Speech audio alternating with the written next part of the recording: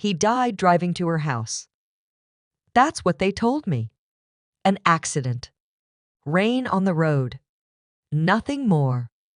But that morning when she called me, her voice was cold as frost. He should have stayed home. That's all she said. For years, I tried to believe it was just bad weather. Just fate. But when I found that old recorder in her basement and I heard Ethan's voice trembling, broken, begging everything changed. Mom, please. She's just a kid. Don't lock her up again. My hands shook so badly I dropped the tape. Because suddenly I wasn't just grieving my husband. I was unraveling the horror that killed him. Stay with me till the very end and let me know where you're watching from so I can see how far the truth really spreads. I'm Lauren. I'm 33, a second-grade teacher and a single mom. I never imagined that one quiet Sunday afternoon would be the moment my world cracked wide open. I had just pulled into the driveway of my ex-mother-in-law's home to pick up my daughter. Emily had stayed there overnight for the first time. Carol had insisted it would be good for her. Emily needed time with her grandmother, she'd said. And honestly, I was exhausted. A night to myself sounded like a small miracle. But the second I saw Emily's face, I knew something was wrong. She didn't run into my arms like usual. She didn't smile or wave or say mommy like she always did.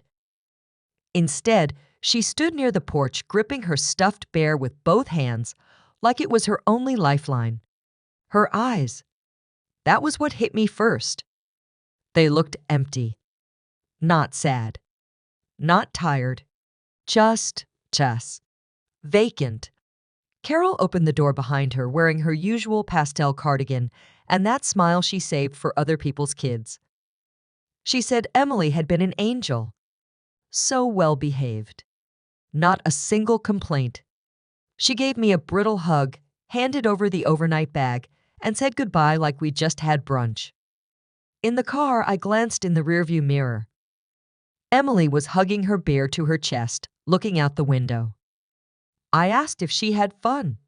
Silence. I asked if she wanted ice cream.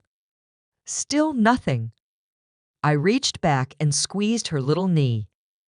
She flinched. My stomach dropped. I pulled into our driveway and turned off the car. That's when she finally spoke. Grandma said, "Never tell you what I saw." Her voice was soft, flat. Then she turned to me, her big brown eyes still unreadable. But she didn't say I couldn't draw it.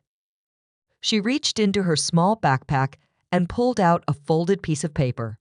Her fingers shook a little as she handed it to me. I unfolded it, trying to breathe normally. The drawing was done in crayon. Scribbles, but not the usual happy houses or rainbow suns. It was a room. Black walls, no windows. A girl sat on the floor. No bed. No toys. Just a bowl in front of her. Her mouth was a straight line. Her eyes were two hollow circles. And next to her, a small figure, maybe a hand reaching through bars. I didn't say anything. I couldn't. My heart was thudding so loud it filled the car. I looked back at Emily, who was now staring at me. Her expression didn't change. She didn't cry. She didn't smile. She just watched me. "Did Grandma show you something on TV?" I asked, keeping my voice calm. "No." She said the girl isn't real. But I touched her hand. I felt the blood drain from my face. I took a breath. Another. The drawing crumpled in my lap.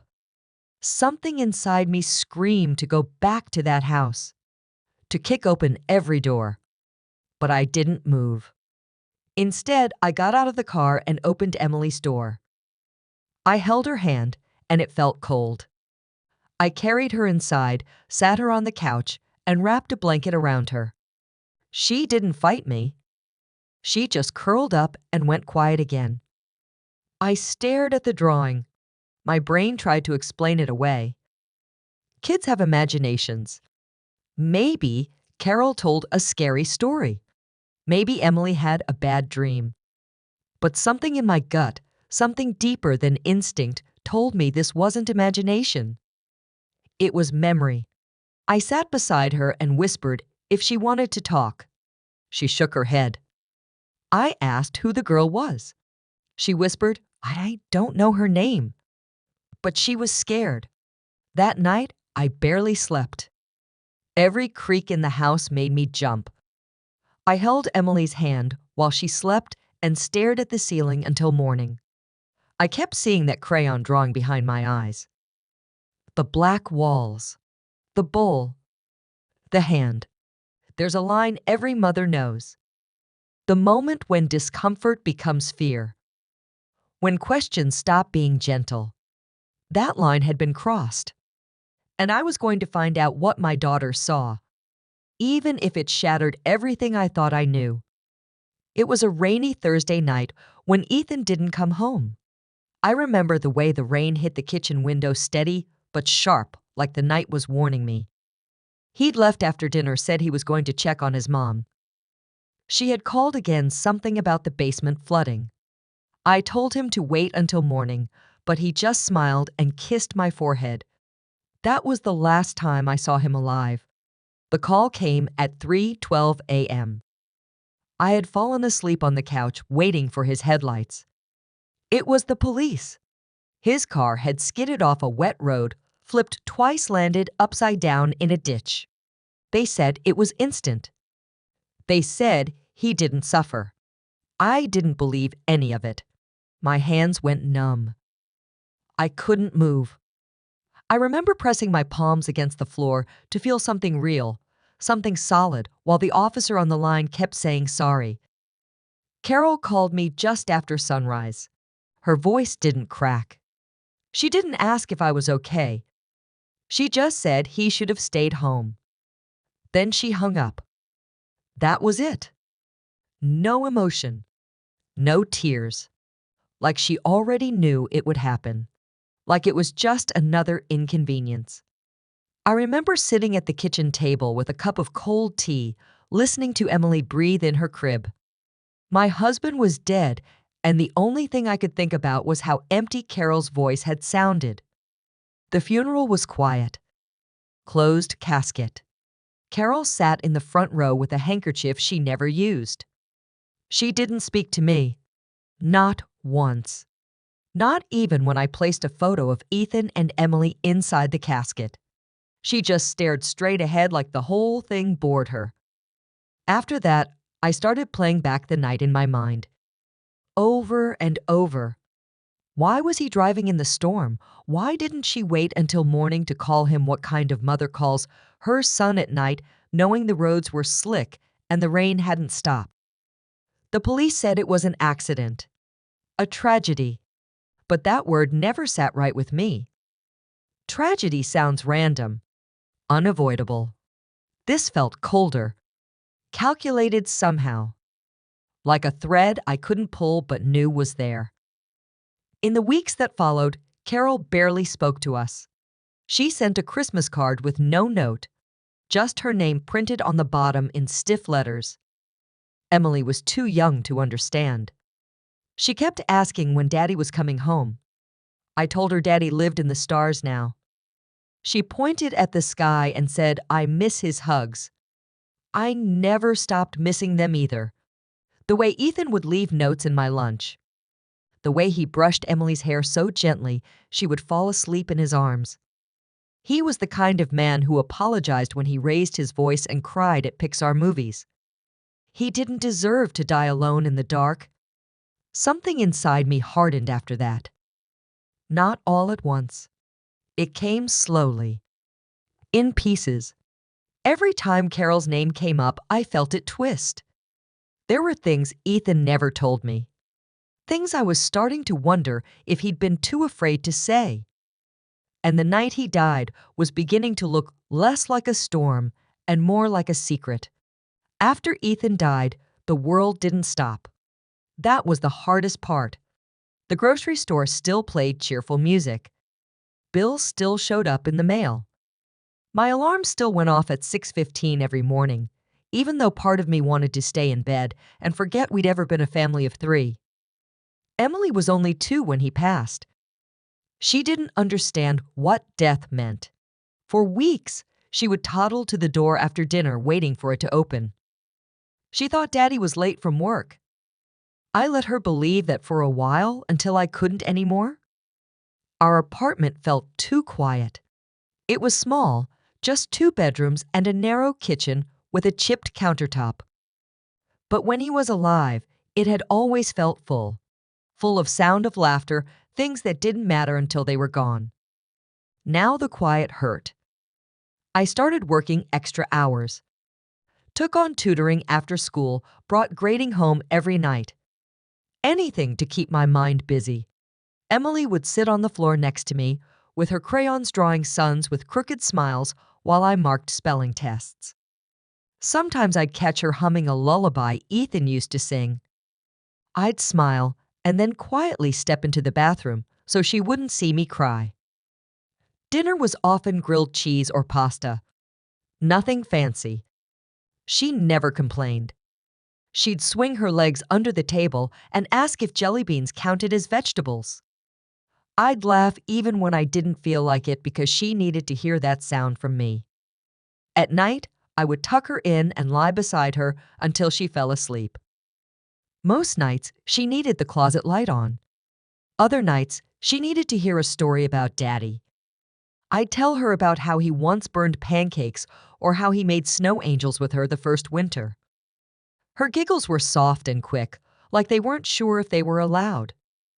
Once I woke up at 3 a.m. to the sound of her calling my name. I ran to her room and found her sitting up, clutching her beer. She said she had a bad dream. I held her until her breathing slowed, and then I stayed there, listening to the quiet hum of the fridge and the wind tapping the windows. Those were the moments that cracked me open. There were days I felt like I was failing. Days when Emily wore mismatched socks to preschool, or when I forgot to pack her favorite snack. I'd sit in my car during lunch breaks and ask myself if I was enough. If one parent could be all the things a child needed. But then she'd draw a picture of the 2 of us holding hands, standing in front of a house with flowers and a sun that smiled. She'd look up at me and say, "You're my best friend, Mommy." And somehow that kept me going. I didn't have all the answers. I still don't. But I had her. And even when the nights felt heavy and the silence pressed in her tiny voice, her tiny arms around my neck that was enough to keep the light on. That was our life. Imperfect. Quiet. But ours. I didn't want to leave Emily there. Every part of me screamed to find another option, but the clock was running out. I had been invited to a weekend teaching conference out of state, fully paid by the district, and it was a chance I couldn't pass up. I'd asked every friend, every neighbor, even the retired lady down the hall. No one was free. In the end, I made the call I swore I wouldn't. Carol sounded calm when I asked. Too calm. She said yes immediately, like she'd been waiting for me to fold. I hung up the phone and sat on the edge of my bed, staring at the wall. Something about the silence after her voice lingered longer than it should have. The morning we drove to her place, Emily was quiet in the back seat. She was excited in that way little kids always are about trips.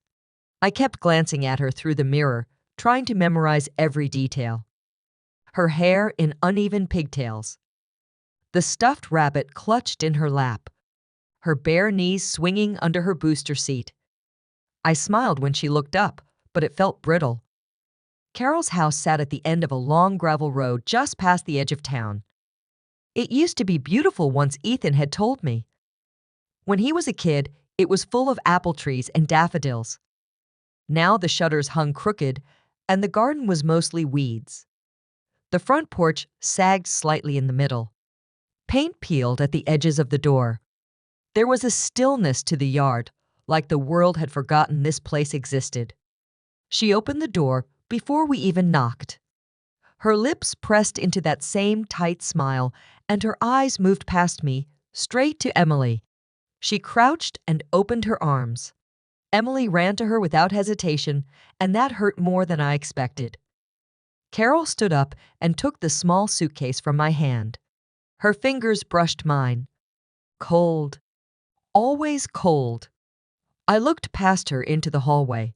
It smelled like cedar and something faintly metallic. The lighting was dim, and at the end of the hall, I noticed a narrow door with a deadbolt.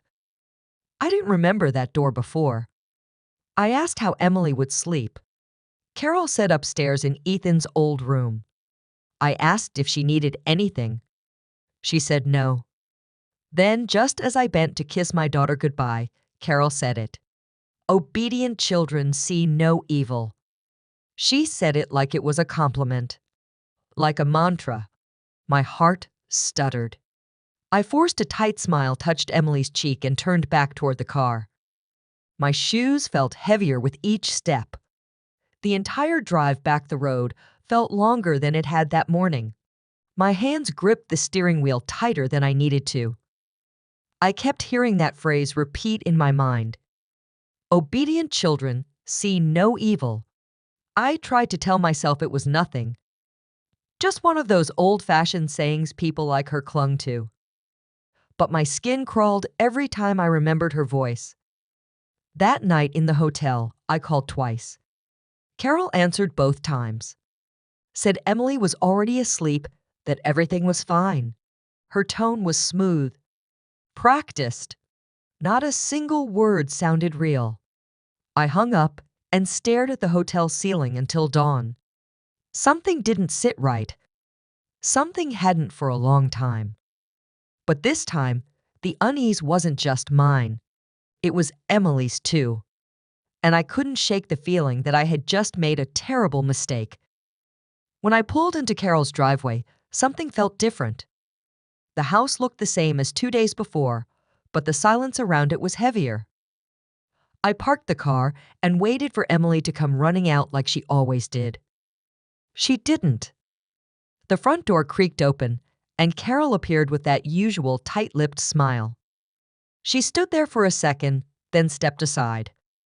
Emily walked out slowly, her head down, clutching her stuffed bear like it was the only thing keeping her together. She didn't even glance at me. I crouched with open arms, but she didn't run. She walked to me in small, quiet steps. I hugged her anyway, wrapping my arms around her little shoulders, but she didn't hug back. Her body felt stiff, cold.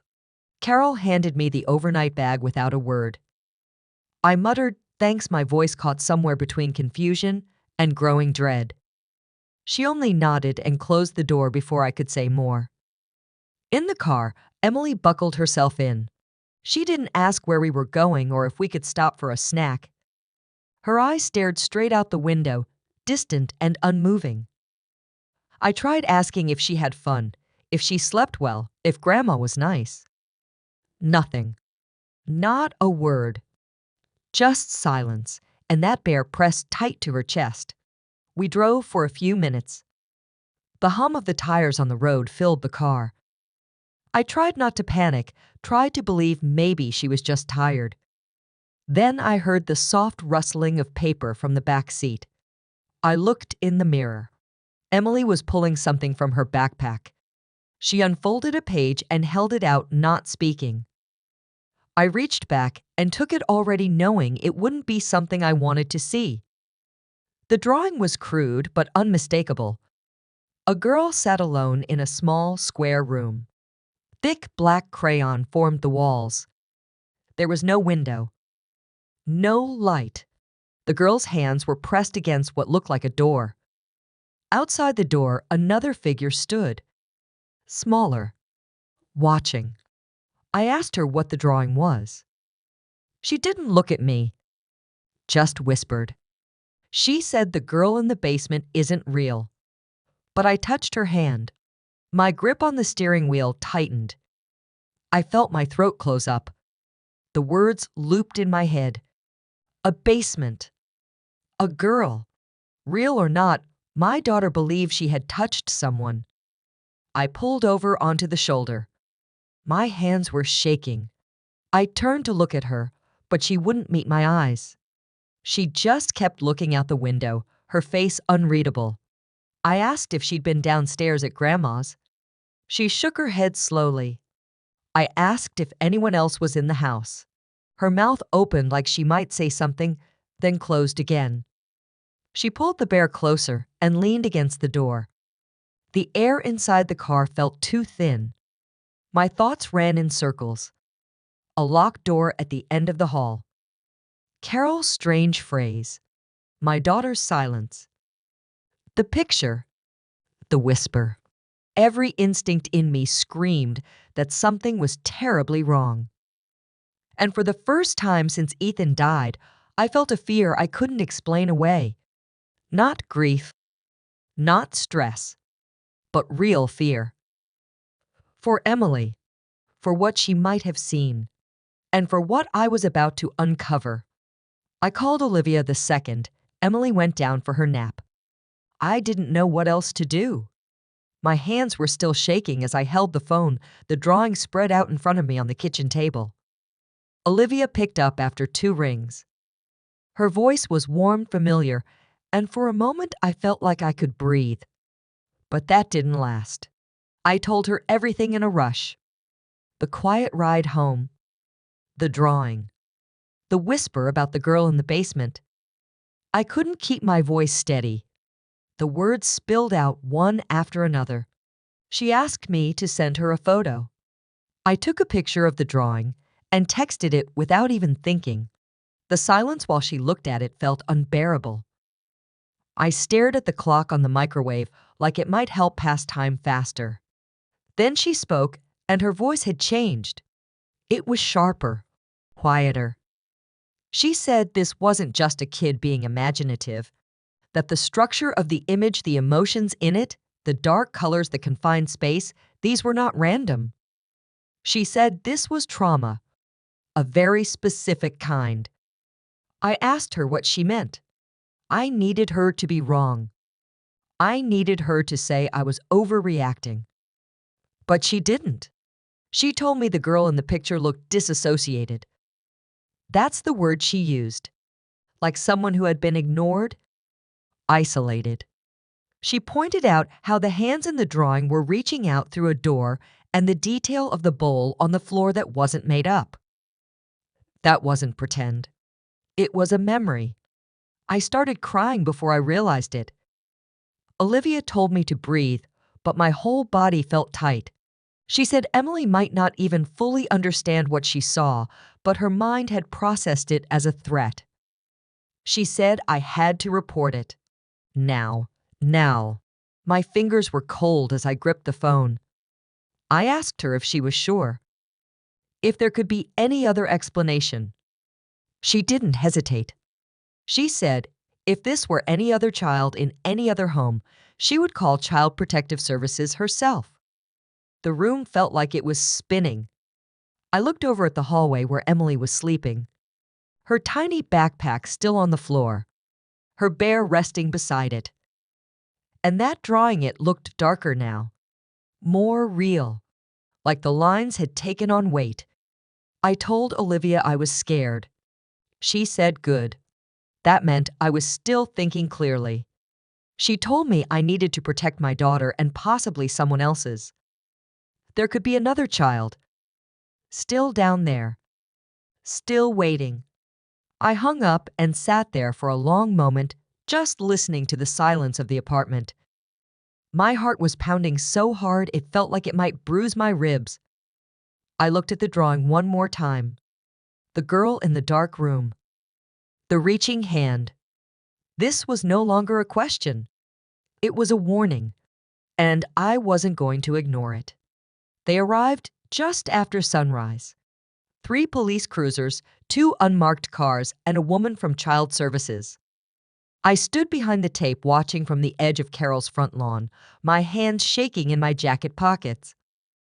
They didn't knock. One officer stayed with me asking quiet questions, but I could barely focus.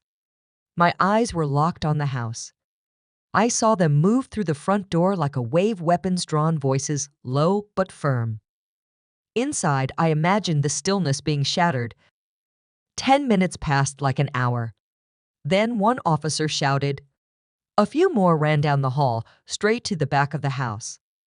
I knew exactly where they were going. The locked door.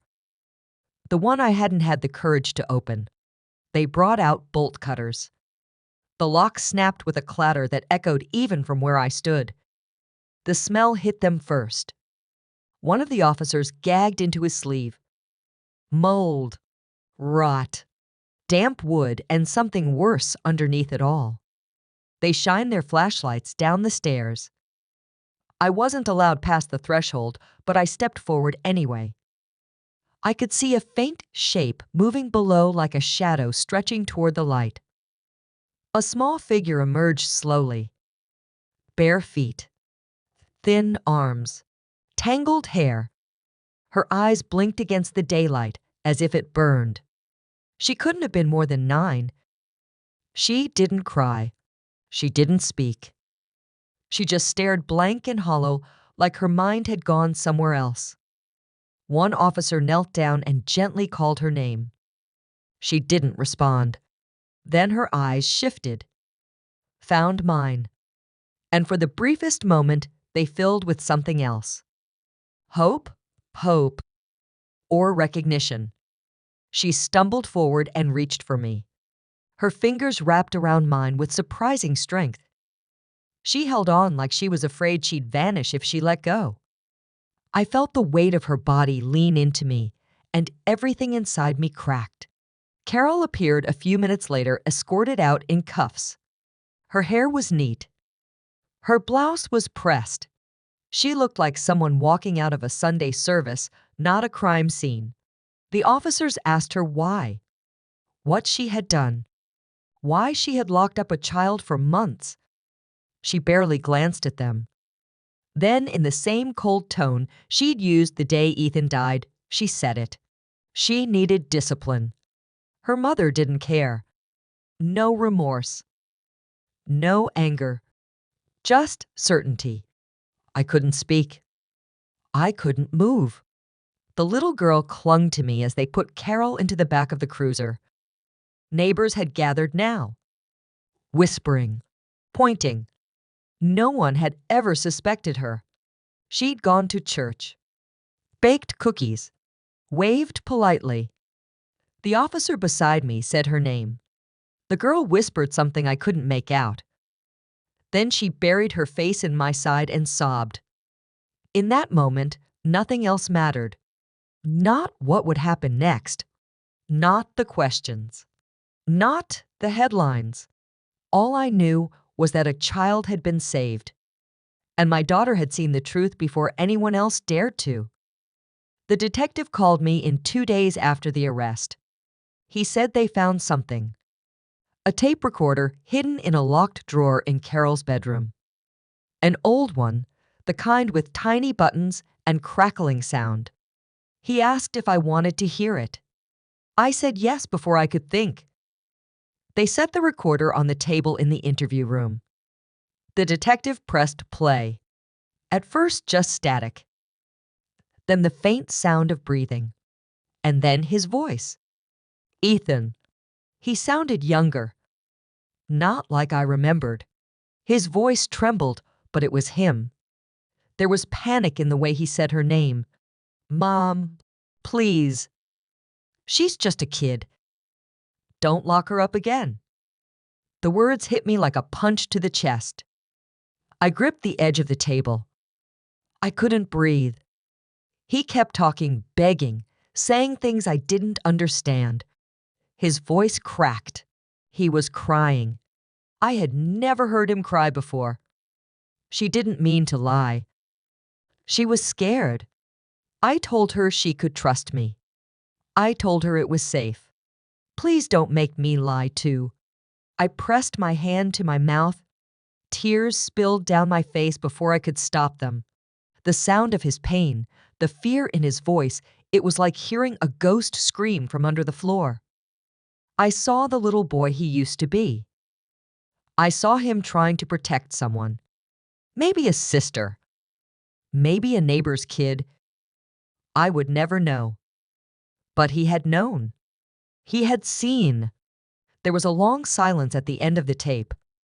Then a single sentence almost whispered, "If I tell anyone, she'll send me down there too." I collapsed into the chair, my body shaking. The detective paused the tape. He didn't say anything. He didn't need to. All this time, Ethan had been carrying that. He had lived through it. And I never knew. He died with that secret locked inside him. I thought losing him in the crash had been the worst part. I was wrong. The worst part was knowing he had spent his whole life trying to be good, trying to break free from her. And she still found a way to drag him back. I hated her in that moment more than I had ever hated anyone. Not just for Emily, not just for the girl in the basement, but for what she did to Ethan, for stealing his childhood, for filling him with fear and guilt and silence. The pain wasn't just about what happened now. It was buried in the past under years of shame and secrets, and it had finally clawed its way to the surface. That tape was proof. Ethan tried. He fought for someone. He tried to stop her. He didn't fail. She did. And now I would carry his voice with me for the rest of my life. Every word of it. Every crack. Every plea. Because in those few desperate seconds, he had told me everything. It was tucked inside a locked drawer in Carol's bedroom, buried beneath linens and old greeting cards. The officers handed it to me with gloves on, sealed in a plastic bag. I knew it before I opened it. The floral cover, the yellowed edges. It looked harmless, like something a grandmother would write recipes in. But the moment I touched it, I felt sick. They let me read it in a quiet room at the station.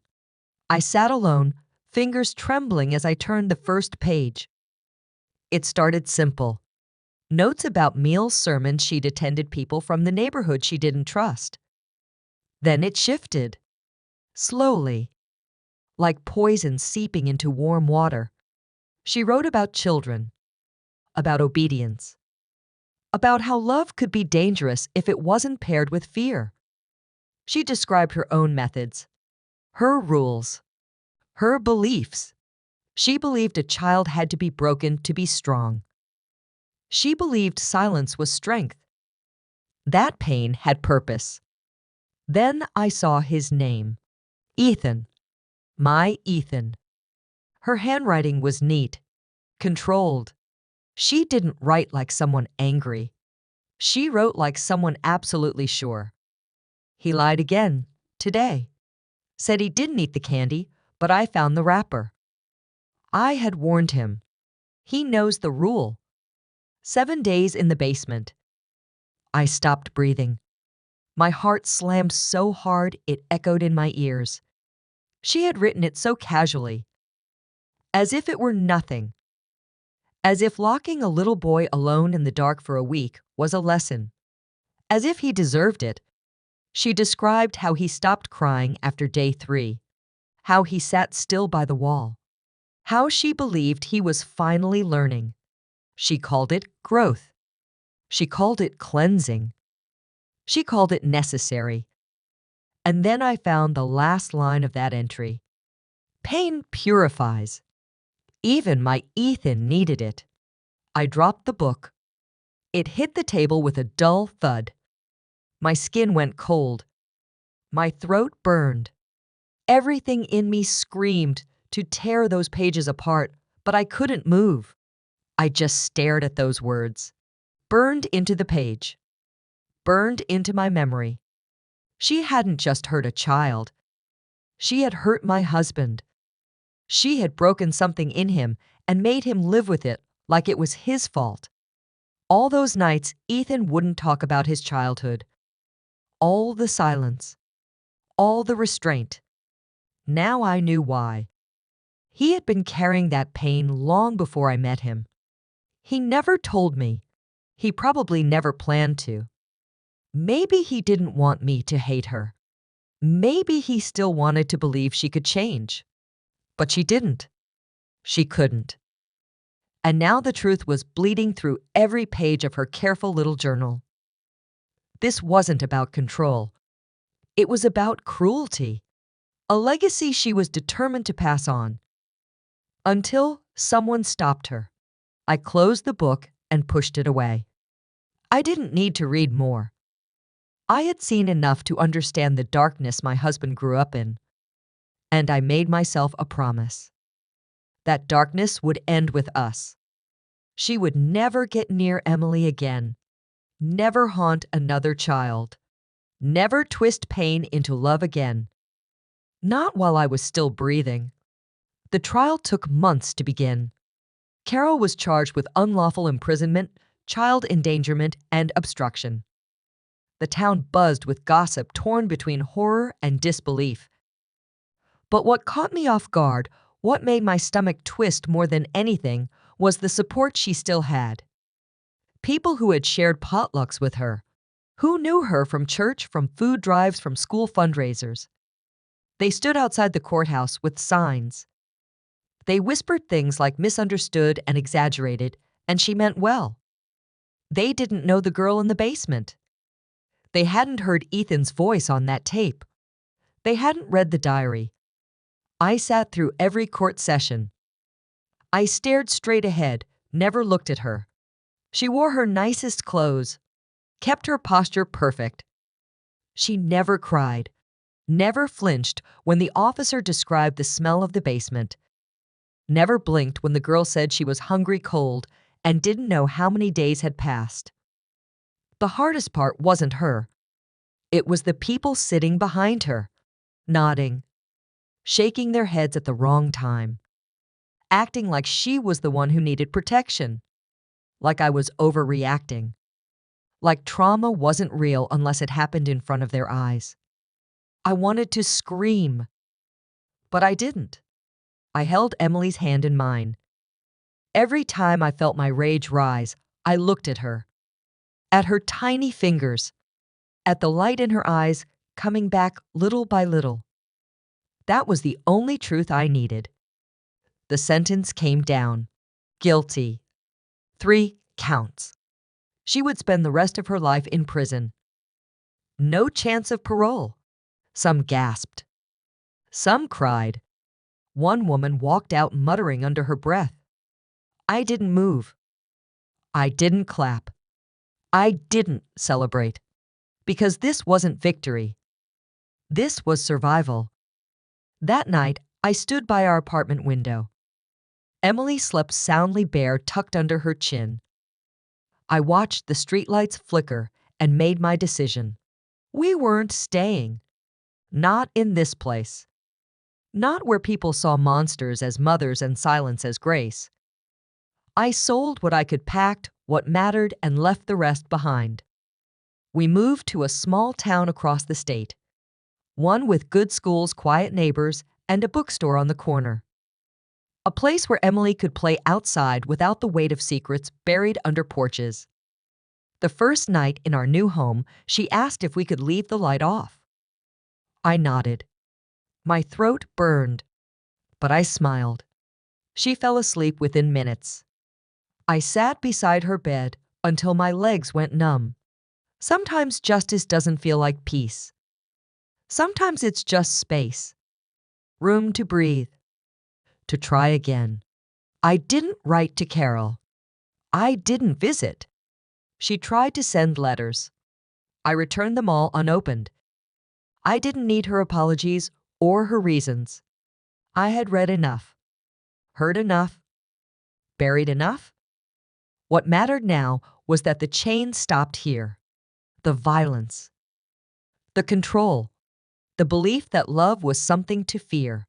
It all ended with me. Emily would never know that kind of pain. She would grow up safe, heard, whole. I used to wonder if Ethan ever imagined a life without his mother. If he had ever dreamed of breaking free. I think he did. I think maybe he held on just long enough to pass that dream to me. And I held on long enough to pass it to our daughter. She destroyed generations. But we broke the chain. Our new town didn't ask questions. It didn't know our names or our story, and that was exactly what we needed. The air felt different here. Not cleaner, just lighter.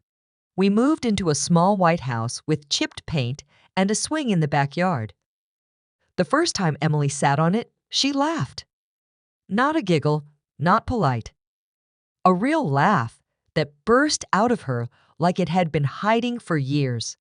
At night, she didn't ask for the hallway light. She pulled the blankets to her chin, closed her eyes, and drifted off before I finished tucking her in. I would stand in the doorway for a while, watching her chest rise and fall steady and peaceful. The nightmares had quieted. They weren't gone, but they didn't own her anymore. I started writing again. Not in a journal, not for myself. I opened a blog and told the story from the beginning. I wrote about love, fear, control, survival. I didn't name Carol. I didn't need to. I wrote about what it means to trust a gut feeling, to fight for a child's silence to be heard, to break a pattern that's been passed down like a family recipe. The post spread slowly at first. A few clicks, a few comments. Then it caught fire. Emails poured in. Messages from mothers, teachers, survivors. Strangers who saw their own pain in my words. They thanked me for saying something they couldn't say yet. Some just wrote one word. Thank you. I cried a lot. Sometimes in the middle of making dinner or brushing Emily's hair. Not because I was sad. Because I wasn't alone anymore. Because maybe no one else had stopped Carol, but maybe someone would stop the next one. That mattered. Emily's drawings changed too. No more basements. No more sad eyes or barred windows. She drew rainbows and dinosaurs and stars. She drew us holding hands with huge lopsided smiles. One morning, she gave me a picture of a house with flowers in the yard, and the words were safe now scribbled in purple crayon. The past didn't disappear. It still came back in quiet moments. In sudden silence. In the sound of footsteps too heavy on wood floors. But it didn't control us. It was part of us like a scar. It didn't bleed anymore. Sometimes I still reached for the light switch at night. Old habits don't die easy. But most nights, I didn't need it. I would lie beside Emily listening to her breath. Not waiting for her to wake up crying. Just listening. Just being there. Healing wasn't loud. It wasn't triumphant. It was slow, uneven, honest. It lived in the mornings we didn't rush in the pancakes that burned a little too much in the way she said mom like it was the safest word she knew. And even though there were days when the memories crept back when I wanted to scream or shake the world, I remembered what she gave me. The chance to begin again. A reason to keep the door open. A reason to believe that love, when protected, doesn't have to hurt. We were no longer surviving. We were living. The house was quiet when I sat down to write. Emily had been asleep for an hour. The lamp cast a soft circle of light on the table, and the rest of the room faded into shadows. I pulled out a blank sheet of paper and stared at it for a long time. My hands didn't shake. Not this time. Dear Carol. I didn't know how to start at first. The words felt heavy before they even touched the page. But then they came slow and steady, like a storm that had waited too long to break. I wrote about Ethan, about the silence he carried, about the fear he never spoke of, and the tears I never understood until now. I told her what she did, not just to him or to the girl in the basement, but to everyone who believed her goodness was real. I wrote about the nights I cried beside a locked door, thinking my daughter was just scared of the dark, not knowing what darkness really meant. I wrote about trust and how she shattered it with every calm smile and every cruel lesson. But I didn't stop there. I told her about the trial, about the people who defended her, about the way I wanted to scream at every single one of them. But I also told her I didn't, because I had Emily's hand in mine, and that was louder than rage. I told her I moved, started again, that her name wasn't welcome in our home. Not out of fear, out of choice. And then I forgave her. Not because she deserved it. She didn't. Not because I believed she could change. I didn't. I forgave her because I needed to. Because carrying her hatred was like dragging chains across every moment of my daughter's joy. I forgave her because I wanted Emily to grow up with light in her heart, not shadows in her blood. I didn't sign the letter. I folded it, placed it in an envelope, and tucked it into the back of my drawer. I never intended to send it. It wasn't for her. It was for me. I stood and walked into Emily's room. She was curled on her side, one hand resting on her pillow, the other clutching her beer. The moonlight touched her cheeks soft and quiet. I watched her breathe, in out calm. I sat beside her, no words, no tears. Just the stillness of a night that no longer held fear. The kind of silence that healed instead of hurt. For the first time in what felt like forever, my chest didn't ache. I didn't feel hollow. I didn't feel angry. I felt done. Not with grieving, not with remembering, but with carrying someone else's cruelty like it was mine. I used to think I lost everything, but I never lost myself. I just had to listen.